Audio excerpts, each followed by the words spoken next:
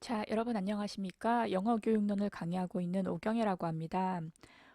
저는 그간 이제 여러 대학에서 그 교직 과목 영어 교육론 강의를 많이 했는데요. 몇 년 전부터는 이제 노량진 학원에서 영어 교육론 강의를 하기 시작했어요. 근데 영어 교육론 강의를 이제 노량진에서 하면서 이런 부분은 좀 내가 생각했던 거와는 다른데? 라는 생각을 많이 하게 됐습니다.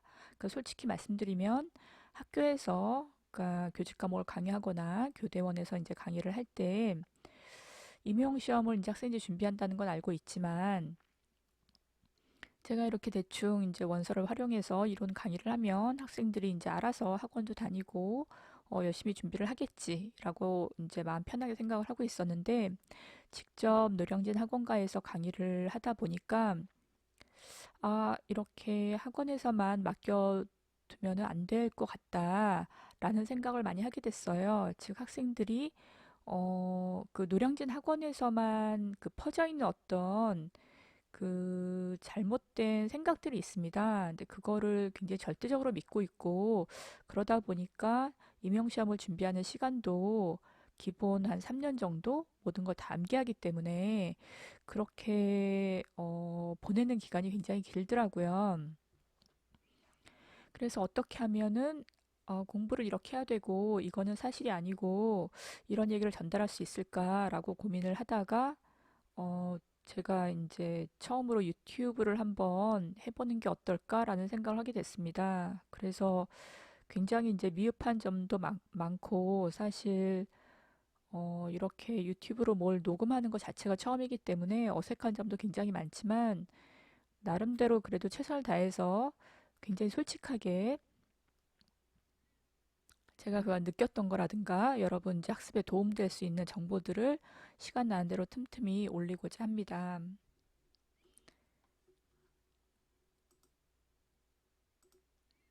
그래서 제가 오늘 말씀드릴 거는 이제 임용시험에 관련돼서 학생들이 잘못 생각하고 있는 이 영어로 이제 myth라고 말을 하는데 영어에서 이제 myth라는 건 어떤 신화 같은 걸 얘기하는 것이 아니라 팩트가 아닌데 사실이 아닌데 모두가 다 사실이라고 믿고 있는 그러한 것들을 이제 myth라고 얘기를 하거든요.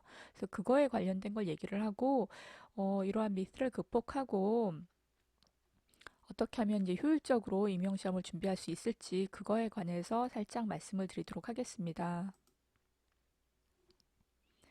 자, 제가 이제 그 노량진 학원가에서 들은 이야기는 이제 대략 이렇게 네 가지로 지금 나눠볼 수 있을 것 같아요. 먼저 언어 습득론은 볼 필요 없다. 이런 얘기 굉장히 많이 들었습니다. 그래서 이제 노량진 학원가에서 많은 선생님들이 본인의 이제 교재를 가지고 강의를 하시는데 언어 습득론은 굉장히 이제 적은 부분을 차지하고 있습니다. 그런데 기출 문제를 지난 2014년 거부터 이렇게 쭉 2020학년도 거까지 보시면 알겠지만 그 언어 습득론 문제가 과거에는 뭐 한 문제, 두 문제 이렇게 출제가 되었지만 최근에는 이제 네 문제, 세 문제 이렇게 그 분량이 많아졌습니다. 그리고 심지어 이제 언어 습득론 문제가 정말 한 문제도 안 나온다고 할지라도 언어 습득론은 반드시 봐야 됩니다.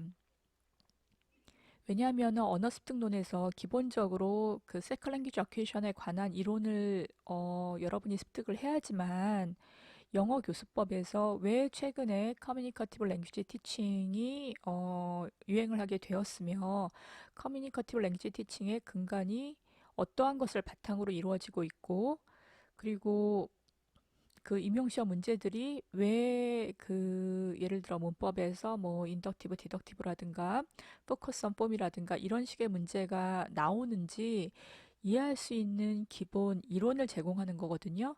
그래서 언어 습득론은 반드시 봐야만 합니다. 그다음 두 번째, 원서는 대충 훑어봐도 된다. 원서를 아예 안 보는 그 선생님들도 꽤 많이 계십니다. 임용시험을 준비하시는 분들 중에서. 그래서 이제 학원 교재 그리고 이제 기출 문제를 중심으로 공부를 해라 이런 얘기를 이제 많이 들었다고 해요. 근데 제가 노량진 학원 선생님들의 교재를 이제 쭉 훑어봤습니다. 교재 괜찮습니다. 그 근데 학원 교재는 선생님들이 강의를 쉽게 하기 위해서 만든 것이지, 여러분, 이제 학생들, 시험을 준비하시는 분들 입장에서 그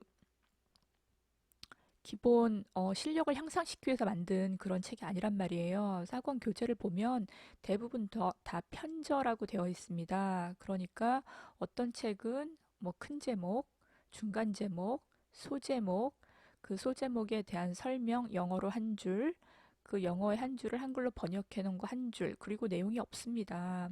그리고 어떤 교재 같은 경우에는 편제라 그래서 그 원서들 중에서 이제 시험 문제가 나온 영역만 이렇게 부분 부분 편집을 해서 이렇게 교재를 가지고 강의를 하시는 분들도 계십니다. 근데 그거는 그분들이 이제 그 강의를 쉽게 하려고 그렇게 교재를 만든 거고, 여러분들은 생각을 할 때, 여러분들 입장에서 이제 생각을 해보면, 임용 시험 문제가 아주 쉬운 시험은 아니지 않습니까? 그러니까 기본적으로 뭐 이렇게 용어만 암기하고, 이렇게 되게 서피스 레벨로 표면적인 지식만 안다 그래서 그 시험 문항들을 쉽게 풀 수 있게 그렇게 구성이 되어 있지 않습니다. 그러니까 여러분들이 지식을 이제 깊이 있게 학습을 하고 그 다음에 그 지식을 응용할 수 있는 단계까지 가야 되는데, 그 원서 없이 그러한 학원 교재만 가지고 공부해서 1년 안에 합격하겠다라고 생각하는 거는 좀 무리가 있는 거죠. 이 부분에서 제가 이렇게 많이 좀 충격을 받고 그 다른 학교 선생님들한테 많이 이제 말씀을 드렸습니다. 학교에서 이렇게 원서 되게 잘 가르쳐 주셔야 된다. 학원에서 이런 걸 다 커버해 주지 않는다. 왜냐하면 학교에서 이제 교직 과목이나 교대원 과목에서 강의 시간도 좀 짧고 하다 보니까는 또 언어 습득론 잘 이해하지 못한 학생들도 많고, 그러다 보니까는 이제 뭐 보통 Principles of Language Learning and Teaching으로 언어 습득론 강의를 하고, 그 다음에 이제 Teaching by Principle 가지고 또 강의를 하고, 또는 이제 How Languages Are Learned라든가 이런 책들로 강의를 하는데, 그 책 한 권을 다 충실하게 끝내주지 않고 부분 부분 한다든가, 아니면 그냥 선생님들이 원하는 걸 가지고 한다든가 이런 선생님들도 꽤 계세요. 교직 과목 강의하시는 대학교 교수님들 중에서. 근데 이제는 그러면 안 될 것 같다라는 생각이 들어서 저도 이제 학교에 그런 얘기들을 굉장히 많이 하고 있습니다. 주변에 교직 과목 가르치는 교수님들한테도 그러면 안 된다. 학원에서 이 내용들을 다 커버해 주지 않기 때문에 학생들이 삼수 사수 할 수밖에 없는 시스템이 지금 고착이 되어 있다라고 많이 이제 소문을 내고 있습니다. 그래서 여러분들도, 제가 학원 교재가 나쁘다고 말씀을 드리는 게 아니에요. 근데 이제 원서로 기본적인 이론을 다 가지고 계시고, 그 다음에 학원 교재는 선생님들의 강의용 교재라고 생각하시면 될 것 같습니다. 그리고 기본 원서를 안 본다 하셔도 교재를 볼 때 이렇게 편제라고 되어 있는 것보다는 저서라고 되어 있는 교재를 가지고 내용 중심으로 학습을 하는 게 좋을 것 같습니다. 기출문제 중심으로 보는 것도 괜찮습니다. 그런데 이 기출문제, 보통 제가 재수하고 삼수한 그 여러 노량진에서 공부하시는 선생님들 만나 뵀을 때, 시험에서 이렇게 떨어질 때마다 그러면 나는 그 이전의 기출문제를 봐야 되겠어. 뭐 2009년도 거, 6년도 거, 7년도 거, 옛날에 막 사지선다기로 나왔던 거 이런 것도 봐야 되겠어. 크롬버그 바크 알파 이런 거 내가 모르는 개념인데 이것도 내가 통계학을 해야 되겠어. 이렇게 너무 그 앞서서가 아니고 뭐라 그래야 되나, 너무 이렇게 올바르지 않은 방향으로 너무 이제 자꾸 떨어지다 보니까 불안해서 이렇게 옛날 기출문제들도 뒤져보고 이런 경우가 있는데, 그렇게 보지 않으셨으면 합니다. 왜냐하면은 그 영어 교육 경향도 변합니다. 연구 경향도 변하고요. 교수법 자체의 경향도 변하고 있습니다. 그러니까 10년 전, 20년 전 이때 지금 나오던 그 이론들하고 그다음에 현재 나오는 이론들하고 약간 다르거든요. 즉 현재에 그 권장되고 있는, 그러니까 교과부라든가 한국교육과정연구원이라든가 각 대학에서 이제 최전선에서 연구하시는 교수님들, 이런 선생님들의 그 교수 내용을 중심으로 공부를 하셔야지, 과거의 기출문제를 중심으로 공부를 해서는 그 전에 나왔던 문제가 나오는 거, 그런 것만 맞출 수 있는 것이죠. 그래서 노량진에서 이거 정말 난이도 높은 문제였어 라고 주장하는 몇몇 문제들은 사실은 난이도가 높은 문제가 아닙니다. 그 현장에서, 그러니까 중학교, 고등학교에서 이미 다 활용이 되고 있는 교수법이라든가 그런 이론이라든가 이런 것들이 시험지에 나오는 건데, 너무 기출문제를 중심으로 해서 옛날에 나왔던 것들만 중심으로 공부를 하면 거기서 조금 벗어나는 거. 그래서 제가 편제를 보지 말라고 말씀을 드리는 거예요. 그 조금 벗어나는 것들은 이건 정말 난이도가 높은 문제야 하고 이제 틀리게 되어 있거든요. 그래서 그렇게 바람직한 그런 학습 방법은 아닌 것 같습니다. 그리고 세 번째는 제가 들은 소문 중에서 가장 어이없었던 소문인데, 노량진 학원에서 만들어진 모의고사들을 한국교육과정평가원에서 수집해 간다는 거예요. 그래서 출제위원들이 그 문제를 제외하고 시험 문제를 출제하고 있다. 이렇게 얘기를 하는데, 이 그 국가고시가 어떤 식으로 출제되는지 조금이라도 시스템을 이해하고 있는 사람은 결코 이 말을 할 수가 없습니다. 근데 이 말을 다 믿어요. 학생들도 믿고, 심지어 노량진 학원가에서 강의하는 선생님들도 이거를 믿고 있습니다. 장담하건대 그 임용시험을 출제하는 교수님들과 같이 이제 들어가신 선생님들, 이런 선생님들 노량진 학원에서 뭐 소위 말하는 1타 강사, 2타 강사 그 사람들 누군지도 모릅니다. 그리고 그 말이 안 되는 게 국가고시가 일개 학원 강사에 의해서 좌지우지 된다는 것 자체가 좀 상식적으로 생각할 때 약간 어이없지 않습니까? 그리고 우리가 이제 정말 상식적으로 한번 생각을 해보세요.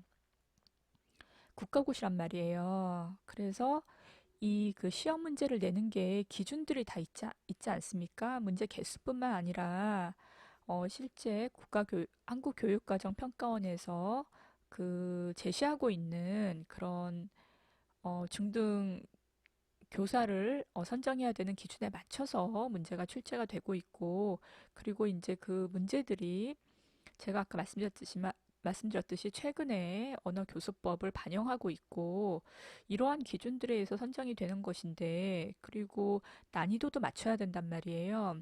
근데 노량진 학원에서 만들어진 모의고사를 그거를 다 선생님들이 교수님들이 그걸 보고 이 문제를 제외하고 내야 되겠어 하고 시험 문제를 출제한다는 것 자체가 굉장히 이상하지 않습니까? 이거를 믿고 있다는 것 자체가 정말 어이가 없는데 제 말을 믿지를 않더라고요. 근데 제가 그 이 임용 시험이 출제되는 거를 뭐 다 이렇게 완전히 오픈해서 말씀은 드릴 수 없지만 어 정말 확실하게 들을 수 있는 말씀은 그런 일은 결코 일어나지 않습니다. 그리고 제가 2018년도에 노량진 학원에 강의 시작할 때 학생이 이게 이제 노량진 학원 선생님들이 출제한 문제라 그러면서 굉장히 많은 이제 모의고사 문제 세트를 저한테 이제 줬어요. 그래서 제가 검토를 해봤는데 어떤 학원 선생님들의 문제는 시험 문제 나올 수 있는 가능성 있는 문제가 10%에서 20%, 그리고 뭐 정말 이제 잘 나간다고 하는 그런 학원의 선생님들 문제에서 보통 한 40%, 40, 45% 정도, 이 정도가 출제 가능성이 있지 나머지는 결코 출제될 확률이 없는 문제들이었습니다. 그런데 그런데 그런 모의고사를 바탕으로 해서 그런 모의고사 문제를 제외하고 출제위원들의 문제를 출제한다는 거는 음, 굉장히 이상하죠. 그리고 여러 임용시험을 준비하는 여러 선생님들도 정말 힘들게 준비해서 국가시험을 보는 것인데, 국가시험이 그렇게 부실하게 준비가 되어서 출제가 되어서 그런 시험을 우연히 잘 봐서 합격해서 나는 우리나라 공교육을 담당하는 교사가 되었다, 이렇게 믿고 싶지 않으시죠? 그런 일은 발생하지 않습니다. 그러니까 이렇게 뭐 노량진 상고에서 만들어진 모의고사가 굉장히 절대적인 것처럼 생각을 하신다거나, 이러한 모의고사를 국가기관이 알고 있다든가 그렇게 말도 안 되는 거는 진짜 믿지 않으셨으면 좋겠어요. 제가 이런 이야기가 돌고 있다고 동료 몇몇 교수님들한테 얘기를 했는데 다들 굉장히 황당하고 어이가 없다고 말씀하시더라고요. 장담하건대 그런 일은 결코 일어나지 않습니다. 그거랑 관련돼 있는 게 이제 네 번째인데 수험생이 많이 떨어지게끔 문제를 꽈서 낸다. 그리고 이상한 문제를 낸다. 이렇게 말을 하는데 이렇게 얘기를 하는 거는 아까 제가 말씀드렸지만 여러 선생님들이 그 포기하지 않으신다면 분명히 이제 임용시험에 합격하실 거란 말이에요. 임용시험 문제가 난이도가 있긴 하지만 풀기 불가능한 문제들을 그렇게 내고 하진 않습니다. 근데 그렇게 이상한 막 꽈서 낸 문제, 이상한 문제를 낸 거를 내가 공부를 정말 열심히 해서 우연히 그걸 맞춰서 내가 공교육을 담당하는 교사가 되었다고 믿는 건 좀 이상하지 않습니까? 그렇게 생각하지 않으셨으면 좋겠고요. 이 문제를 꽈서 낸다거나 이상한 문제를 낸다고 그 말을 하는 이유는 아까도 말씀드렸지만 이제 학원 교재라든가 기출 문제 이런 것들이 그 과거에 이 모의고사 과거에 나왔던 기출 문제만을 중심으로 만들어져 있고 되게 표면적인 지식을 암기하게끔 그렇게 만들어져 있기 때문에 거기에 해당하지 않는 문제가 나오면 문제를 꽈서 냈다. 이상한 문제가 나왔다. 이렇게 생각을 하시는 것 같아요. 예를 들어서 뭐 플립드 러닝 시험 문제가 나왔을 때 되게 이제 당황했다고 많이 얘기를 하는데 플립드 러닝은 나올 확률이 굉장히 높은 문제였습니다. 왜냐하면은 이미 이제 교육과정 평가원 이런 데서 교육청에서 그 그 플립드 러닝 거꾸로 학습법을 활용한 그 교실 수업을 한 지도서 자체가 이제 나와 있는 상태였고요. 그거에 대한 연구 논문들도 이제 현장에서 이루어져서 많이 나온 상태였고요. 그다음에 이제 뭐 월드 잉글리시스 이런 문제도 가장 난이도가 높은 문제였다라고 생각을 하는데 그것도 굉장히 이상한 문제가 아니었어요. 그거는 뭐 원서에도 당연히 많이 나와 있고 그 이론이 나와서 증명이 되고 그 이론 월드 잉글리시스 그 용어를 만들어낸 교수님 밑에서 공부한 분들이 우리나라에 와서 교수가 되어서 높은 자리를 차지하고 뭐 이런 거로 다 되어 있었고 이미 그 당시에 우리 이제 중등 교육 과정에서 이 월드 잉글리시스, 즉 다른 버라이어티를 좀 집어넣자, 어메리칸 잉글리시를 스탠다드로 하지 말자라는 논의가 굉장히 활성화돼서 이루어지고 있는 상태였단 말이에요. 그러니까 나올 수 있는 문제였는데 노량진에서만 이렇게 학생들 떨어지라고 많이 떨어뜨리게 하기 위해서 이상한 문제를 냈다라고 이제 주장을 하고 있는 거죠. 다시 한번 말씀드리지만 그것도 역시 사실이 아닙니다. 자, 그러면 이렇게 말도 안 되는 미스를 극복하려면 어떻게 해야 되는가? 그러면 학원 교재도 믿으면 안 되고, 뭐 공부하는 거 너무 어렵고, 임용시험 자체가 되게 난이도가 높으니까 이렇게 생각하지 마시고요. 효율적으로 준비하시면 됩니다. 일단 그 임용시험 출제 경향이 변화하고 있습니다. 이제 중등영어 교육 과정이 역량 중심으로 변화했단 말이에요.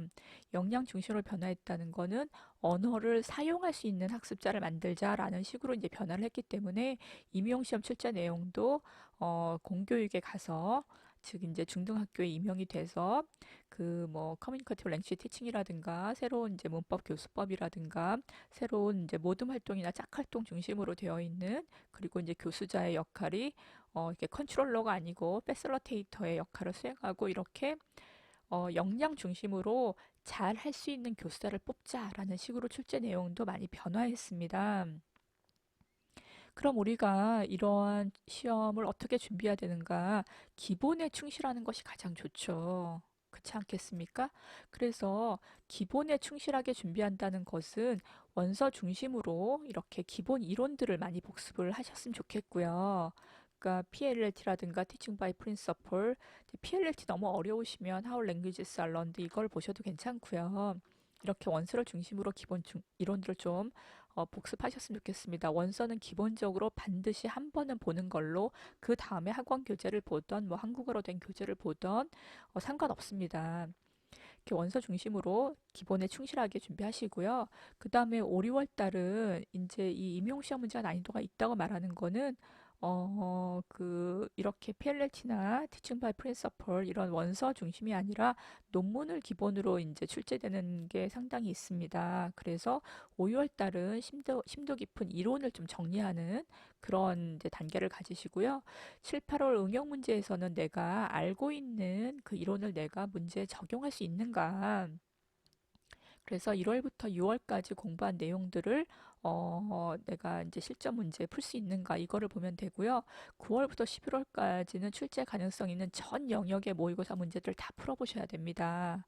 그래야지만 우리가 기존에 출제되지 않았던 영역에서 나오는 문제들도 극복할 수 있기 때문에 그렇죠. 그래서 저도 어떻게든 그 여러분들한테 도움이 되도록 하기 위해서 이거에 맞춰서 좀 그 1년 수업 내용들을 준비하고 지금 강의를 진행하고 있습니다.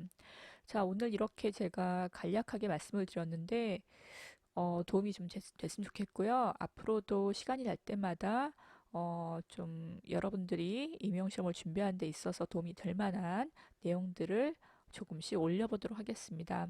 자, 들어주셔서 감사합니다, 여러분.